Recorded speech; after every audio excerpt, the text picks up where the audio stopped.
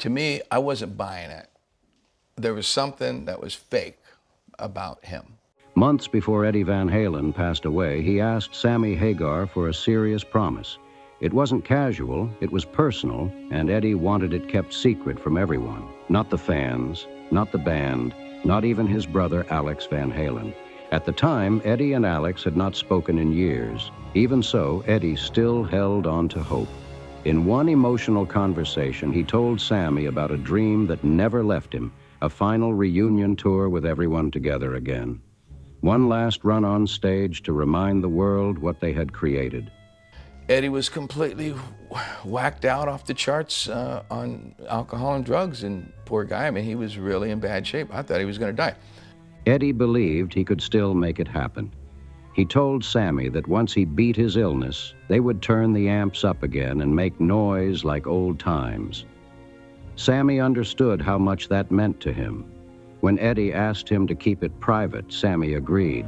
For years, he stayed silent before finally sharing those words after Eddie's passing. But long before those final conversations, Sammy Hagar's own life had been shaped by struggle. He was born on October 13th, 1947, in Monterey, the youngest of 4 children. His family first lived in a labor camp before moving to Fontana, a hard-working steel town east of Los Angeles. Their problems, however, followed them there. His father, Bobby Hagar, had once been a respected boxing champion before working long shifts at the Kaiser steel mill. Over time, alcohol took control of his life, and the family often moved with little warning. Some nights, they even slept in tents with nowhere else to go. I never really had a lot of respect for Dave. I mean, he was a good frontman of that style, but that wasn't anything I ever wanted to be. Through it all, Sammy's mother carried the burden of raising the children almost alone. Food was never guaranteed, and some nights the kids went to bed hungry. By age 8, Sammy was already cooking simple meals, boiling spaghetti and making sauce from tomatoes they grew themselves. If they wanted to eat, they had to make it happen. As he got older, Sammy picked fruit, delivered newspapers, and mowed lawns to help support the family. Even with all that responsibility, he worked hard in school. Those difficult years built the relentless drive that would define the rest of his life. Bobby Hagar had fought the legendary Manuel Ortiz several times, first as an amateur and later as a professional. Known for knockout power, Bobby won his first 8 pro fights by knockout. That same intensity followed him home, and he pushed Sammy toward boxing. So Sammy Hagar trained hard. From a young age, he learned quick jabs, sharp footwork, and how to stay alert in the ring. Every night it would be like, I'd sit in my dressing room and wait till I heard his guitar go, and then I'd look at Mike and go, he's up there. It was that kind of a deal. Sparring with his father and older brother sharpened his instincts. By 14, Sammy believed boxing could be his future. Then one afternoon changed everything. During a sparring match, Sammy faced a Mexican fighter with around 30 professional bouts. The gap in experience was huge, but Sammy realized it too late. One crushing left hook landed clean. The punch shook him badly, but it also brought clarity. In that instant, Sammy knew he didn't want a life where taking blows like that was normal. His mother saw the pain afterward and begged him to walk away from boxing. That moment stayed with him. Quietly but decisively, Sammy turned towards something else that had been calling him for years: music. Once he chose that road, he never looked back. Then, on June 5th, 1964, something unforgettable happened. At 17 years old, Sammy snuck into the Rolling Stones' first U.S. concert at Swing Auditorium. We ain't going with you. You know, I'd tell the guys, hey, we're not going to talk to those assholes. I know who those people are. But they go to Eddie. And they would go to Eddie and say, you let this guy make it. You know what this guy said? And you said it. And they just turned us against each other, and I got thrown out of the band. He and his friends waited behind the venue for hours, hoping for a chance to get inside. When the doors opened, they rushed in with the crowd. Inside, the energy was electric. Teenagers screamed, pushed forward, and climbed onto the stage just to get closer to the band they had only seen in magazines. Then the music started. The guitars roared through the hall, the crowd erupted, and the whole building seemed to shake. It wasn't just a concert, it felt like pure force breaking loose. Sammy walked out a different person. For weeks, he couldn't stop talking about that night.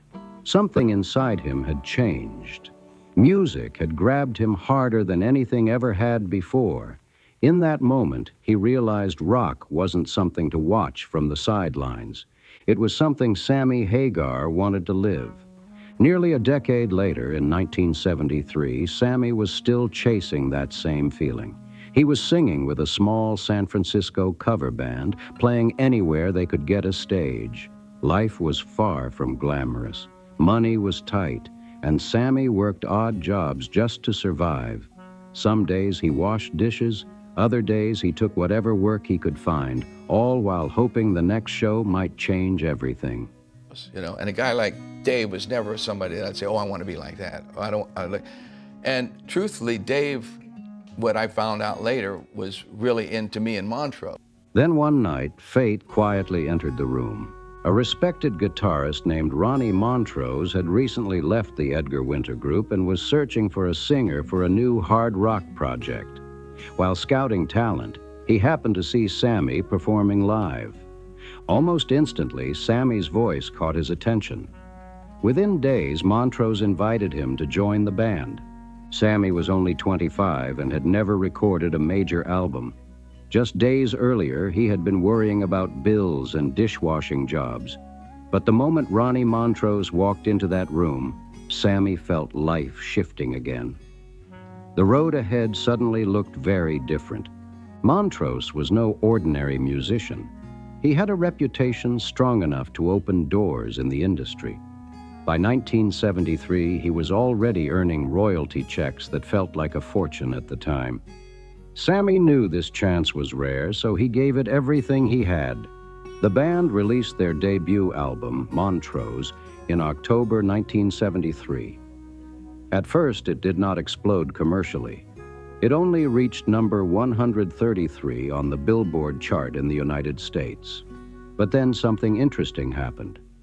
The music began spreading quietly, especially across Europe. Fans discovered the record and passed it along. Over time, songs like Bad Motor Scooter and Rock Candy became fan favorites and later radio staples. Years later, the album's slow rise became legendary. More than a decade after release, it crossed 1 million copies and earned platinum status in 1986. Even Eddie Van Halen later said Montrose was his favorite band, noting that the album's heavy opening chords helped inspire his own sound. It became one of those rare records that proved great music sometimes needs time before the world fully catches up. But success did not mean stability. We just started playing music and I started singing, and they're looking at me like, whoa, you can hit that note? Yeah. Well, you can do this, you can do this. He's going, wait a minute, whoa. Eddie goes over to the keyboard, hey, what would you do to this? And we, you know, like, look, I'm getting goosebumps because it was so magic. It was like, whoa. In February 1975, tensions between Sammy Hagar and Ronnie Montrose finally exploded during a European tour. Their relationship had been strained for months, but things worsened when Belgian reporters called Sammy the second coming of Robert Plant. Instead of enjoying the praise, Montrose took it personally. One night in the car, he turned to Sammy and bluntly said he was ending the band. Then he coldly asked what Sammy planned to do next. Soon after, the group played 2 shows at Olympia Theater. During that stop, Sammy suffered severe food poisoning and never even flew home with the band. By then, the breakup was already final. Years later, Ronnie Montrose even joked that Van Halen took much longer to fire Sammy than he did. But that painful ending forced Sammy to stand on his own. Instead of leaving music, he built something new. After departing Montrose, he formed his own band, and 2 familiar faces followed him. Bassist Bill Church and drummer Denny Carmassi, who had also left Montrose, joined him for the next chapter. Their loyalty said more than words ever could. Together, they recorded albums, toured relentlessly, and moved forward with a unity the old lineup no longer had. For Sammy, it proved something important. He was no longer just a singer. He was becoming a leader. That shift helped launch his solo career. While Montrose continued gaining respect over time, Sammy was already chasing the future. The band's influence eventually reached later hard rock acts like Van Halen, Poison, and Mötley Crüe. They got a new manager who came in through the back door, and he came in and poisoned the other guys. And as soon as I left and everything bombed and everything he had planned went in the toilet, they fired him. And the story behind it only made the legend stronger. A kid raised in poverty who once washed dishes to survive had become a rock frontman. The album that launched him took more than a decade to go platinum, a slow-burning victory that proved persistence can outlast early setbacks. By the late 1970s and early 1980s, Sammy Hagar had become far more than a struggling musician. He was turning into a solo superstar. Tour after tour took him across the United States and Europe, with crowds growing larger every year. His first solo album arrived in 1975, but real success took time. Then, in 1981, the breakthrough came. Standing Hampton went platinum and pushed Sammy into the spotlight. A year later, Three Lock Box also reached platinum. Soon he was headlining arenas holding more than 10,000 fans. So when Van Halen approached him in 1985 to replace David Lee Roth, many were shocked. Sammy was already making huge money on his own tours, reportedly more per tour than any single member of Van Halen. Joining the band meant taking a financial risk. Before that offer, one song had already sealed his legacy, I Can't Drive 55. Released in September 1984 from the album VOA, it quickly became a hit. The rebellious anthem connected with millions frustrated by America's national 55-mile-per-hour speed limit. MTV played the video constantly, helping turn it into one of Sammy's signature songs. The track's legacy kept growing. In 2000, it landed on VH1's list of the 100 greatest hard rock songs. It stood beside classics from AC/DC, Led Zeppelin, and Black Sabbath. By 1985, one thing was undeniable. Sammy Hagar had built a solo empire strong enough to stand alone. His tours were massive, his albums were platinum, and his success gave him rare leverage in the industry. So when Van Halen came calling, Sammy was not some desperate singer needing a break. He was already a star. The timing confused many fans. When Van Halen announced on April 1st, 1985, that David Lee Roth had quit, some assumed it was an April Fool's joke. But the truth became clear fast. It was real. Just 2 years earlier, the band had played the U.S. festival for roughly 375,000 people and reportedly earned $1 million. Songs like Jump and Panama were everywhere. From the outside, the band looked unstoppable. Behind the scenes, however, cracks had already formed. Roth wanted more creative control and a larger voice in every decision. Tension kept building until it could no longer be ignored. According to longtime manager Noel Monk, almost no one outside the inner circle saw the breakup coming. When the announcement finally landed, it hit the music world like a shockwave. Fans were still processing David Lee Roth leaving when Van Halen quietly began searching for someone who could keep the momentum alive. One name quickly started circulating, Sammy Hagar, and the moment that connected them happened in an unexpected way. One day, Eddie Van Halen noticed Sammy's bright red Ferrari parked outside an auto shop. Something about it grabbed his attention. Maybe it was the bold color. Maybe it was fate. So Eddie did something simple. He picked up the phone and called Sammy out of nowhere. Sammy later joked that he had almost predicted it. For years, he told friends that one day he would end up joining Van Halen. When the call came, it felt strangely inevitable. Soon after the two musicians met in person, Sammy immediately noticed something different about Eddie. Despite being one of rock's most explosive guitarists, Eddie carried himself with a calm, humble energy. It was the complete opposite of Roth's wild stage persona. Their talk was not just about replacing a singer. Eddie spoke about music, the future, and rebuilding the band into something new. But Sammy also asked practical questions. He wanted to know how much money the band had made on their last tour. When he heard the numbers, he was stunned. Even with global success, the earnings had been split evenly, and much of it was already spent. In reality, Sammy had been making nearly 3 times more as a solo artist than any one member of Van Halen. That gave him pause. Joining the band could actually mean making less money, yet something about the chemistry kept pulling him in. Sammy saw passion, potential, and a group hungry to prove itself again. He also realized the band did not just need another singer. They needed someone steady. When they finally started jamming together, the chemistry became obvious almost instantly. During one session, Sammy began improvising lyrics over Eddie's guitar parts. Out of that spontaneous moment came a line that would help define a new era. Only time will tell if we stand the test of time. Those early words eventually became, "Why can't this be love?" The band already had musical ideas, but Sammy's voice changed everything. His powerful vocals pushed the sound towards something brighter, more melodic, and more expansive. Producer Mick Jones stepped in to help shape the material into a finished record. When Mo Austin from Warner Brothers Records heard the track, his reaction was immediate. "I smell money." The song became a major hit and opened a new chapter for Van Halen. Fans who doubted the band without David Lee Roth suddenly realized something important. Van Halen was not fading.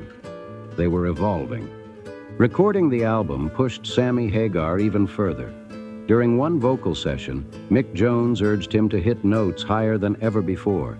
Sammy pushed so hard he nearly passed out in the studio. But under that pressure, he delivered the perfect take. The soaring chorus of "Dreams, We'll Get Higher and Higher" became one of the band's defining moments. It proved this lineup was not just a replacement, it was something real. After Sammy officially joined in 1985, the band entered one of the most successful runs in its history. They released 51500U812 for Unlawful Carnal Knowledge and Balance. Each reached #1 on the Billboard 200 chart. Together, those records sold more than 16 million copies worldwide.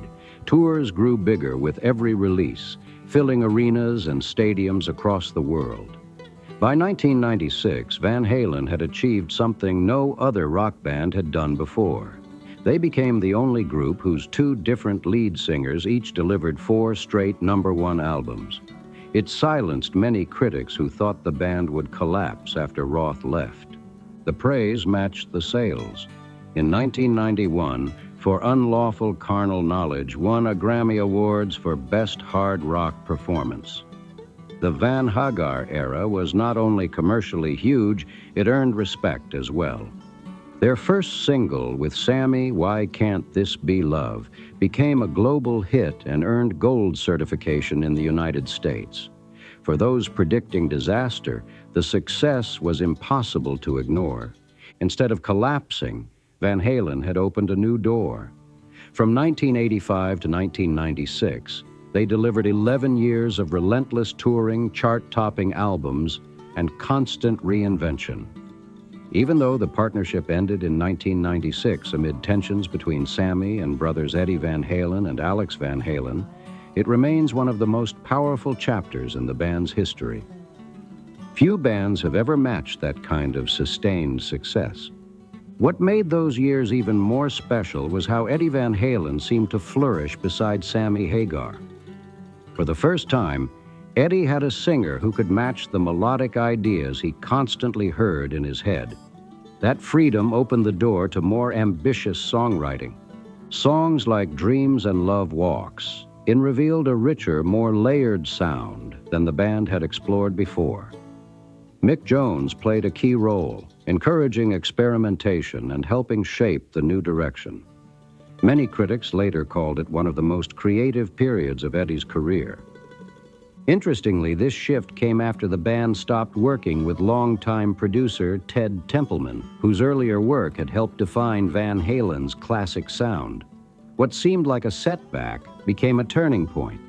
Mick Jones approached the band differently, He took loose jam sessions and molded them into polished songs ready for radio. He helped tighten Why Can't This Be Love and shaped Eddie's keyboard ideas into the soaring intro of Dreams. His guidance helped 5150 become a major success and gave the band confidence during a huge transition. But not every chapter was bright. One of the darkest periods came during the 2004 reunion tour. By then, Eddie was battling serious personal struggles. According to Sammy Hagar, alcohol and drug abuse had become impossible to hide. His guitar playing, once famous for precision and creativity, began to suffer. Some fans in the audience struggled to recognize songs they had loved for decades. Sammy later described Eddie as frighteningly thin, hunched over, and visibly worn down. He had lost teeth, part of his tongue, and often drank wine straight from the bottle.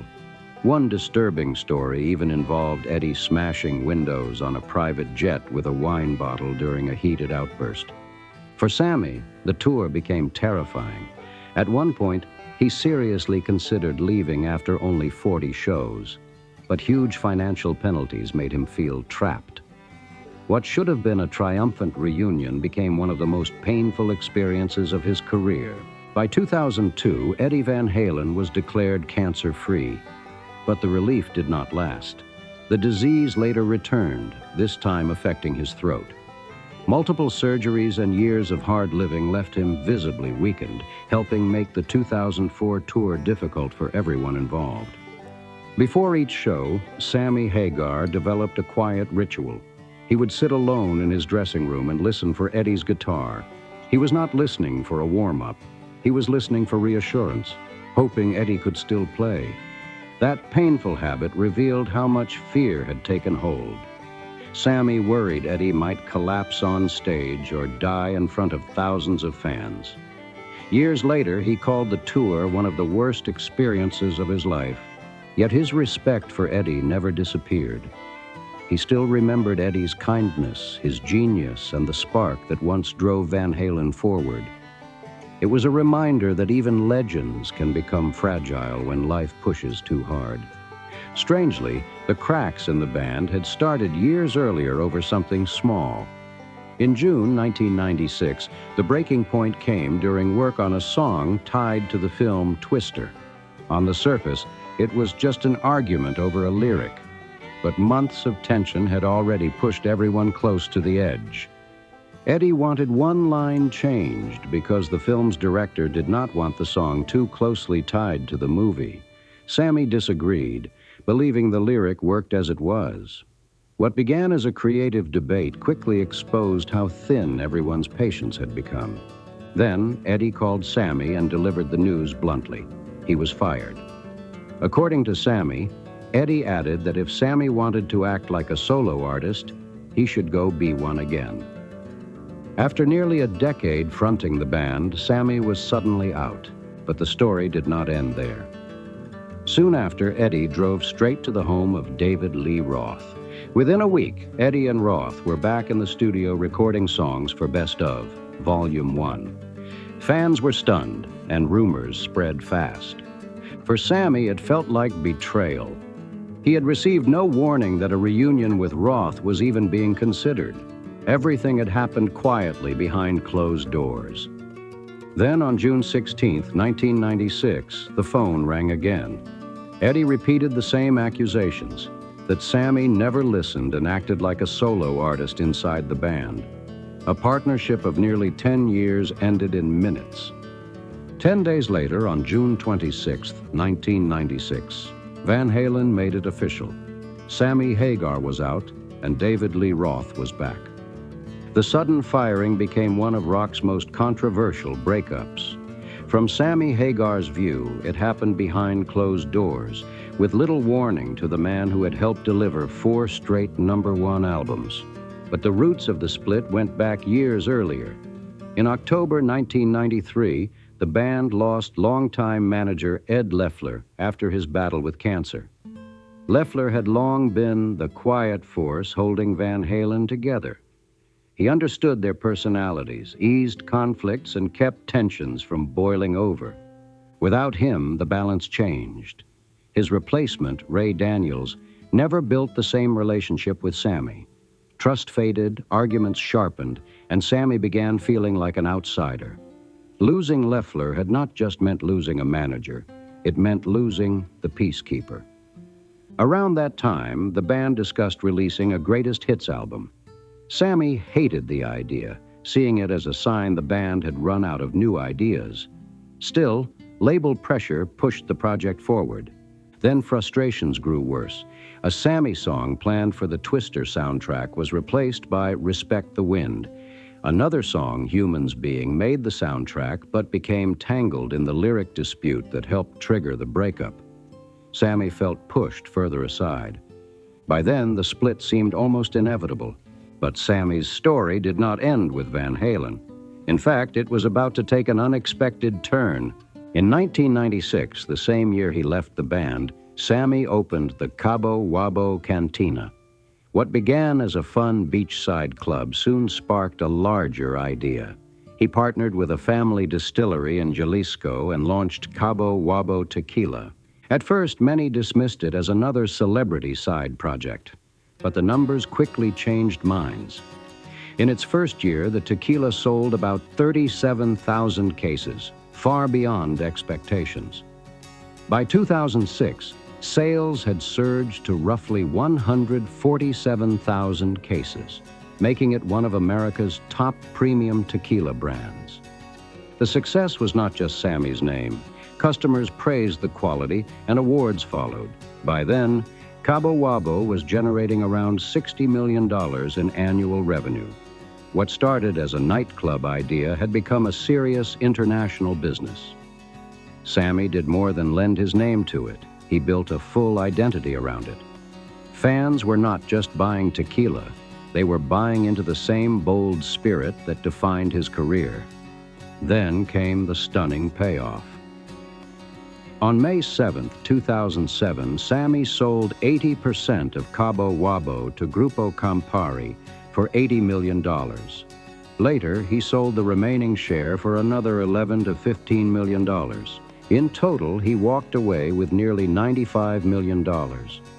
The deal proved Sammy Hagar was not just a rock star. He was an entrepreneur who knew how to build an empire. But the Van Halen story still was not finished.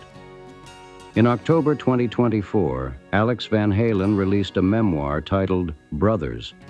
Almost immediately, readers noticed something unusual. The story stopped in 1985, just before Sammy Hagar joined the band. The entire Van Hagar era was missing. Those years had produced 4 #1 albums and some of the band's biggest hits, yet they were largely absent. Many fans were frustrated, but Sammy took it especially hard. He publicly called the omission blasphemy, saying it ignored what he and Eddie Van Halen created together. The tension between Sammy and Alex had been building for decades. By then, they had not spoken in more than 20 years. Their last real communication dated to around 2005. Sammy said he tried more than once to understand the silence, but the wall between them never came down. He believed jealousy may have played a role, especially because Sammy and Michael Anthony continued performing Van Halen songs on tour, keeping that era alive for fans. Meanwhile, Alex had no real path back to touring on his own. Business issues added more strain, especially surrounding Cabo Wabo Tequila. Alex had kept his distance from the venture, and its success only widened the divide. Over time, the tension hovered over interviews, documentaries, and nearly every conversation about the band's history. In 2025, Sammy finally addressed Alex directly. He said he did not want arguments or drama, only peace. At the same time, he reminded Alex that he was still out there performing Van Halen songs, keeping the music alive and continuing to bring attention to the band's legacy. To Sammy, the issue was not just old conflict. It was about recognition. He believed the era he helped build deserved its place in rock history. The feud had become less about the past and more about who gets to define the story of one of rock's biggest bands. Yet behind all that tension, another story had quietly unfolded. Months before Eddie passed away in October 2020, George Lopez helped reconnect Eddie and Sammy after years of silence. The reunion was emotional and old memories resurfaced. During that conversation, Eddie shared something deeply personal. He told Sammy about a dream he still carried, a final tour that would reunite the different eras of Van Halen one last time. He believed they could make noise together again once he beat his illness. But there was one condition. Eddie Van Halen asked Sammy Hagar to keep the plan secret, even from Alex Van Halen. Eddie wanted to reveal it himself when the time was right. Sammy honored that promise. Behind the scenes, the idea had already been taking shape. Eddie and his son, Wolfgang Van Halen, had discussed a massive reunion concept known as the Kitchen Sink Tour. The vision was bold: unite every major era of Van Halen, bringing together David Lee Roth, Sammy Hagar, and the musicians who helped build the band's legacy. Promoter Irving Azoff was involved in early talks, and Michael Anthony had reportedly been approached. If it had happened, it could have become one of the biggest reunion tours in rock history. But time was running out. Doctors reportedly told Eddie in late 2017 that he might have only 6 weeks left to live. Experimental treatments in Germany gave him nearly 3 more years, but the illness continued to take its toll. The dream tour never happened. Later, Wolfgang revealed that the unrealized reunion remained one of his father's deepest regrets. Even so, Sammy Hagar kept building a life far beyond band drama. By 2025, his estimated net worth had reached around $150 million. Much of it came from ventures like Cabo Wabo Tequila, along with music royalties and real estate investments. But behind the fame and wealth, family remained at the center of everything. Sammy married Betsy Berardi in 1968, and they had 2 sons, Aaron and Andrew. After their divorce in 1994, he married Kari Carte in 1995. Together, they later welcomed 2 daughters, Kama and Samantha. Through all the chaos of rock stardom, his family stayed beside him. In 2008, they launched the Hagar Family Foundation, focused on helping children and fighting hunger. Sammy often said the people who believed in him before the spotlight meant more than any success that came after it. And that's the story behind the promises, the music, the rivalry, and the legacy of Sammy Hagar. If you enjoyed this story, make sure to like the video, leave a comment with your thoughts, and subscribe to the channel for more deep dives into rock legends and untold music history. Thanks for watching, and I'll see you in the next video.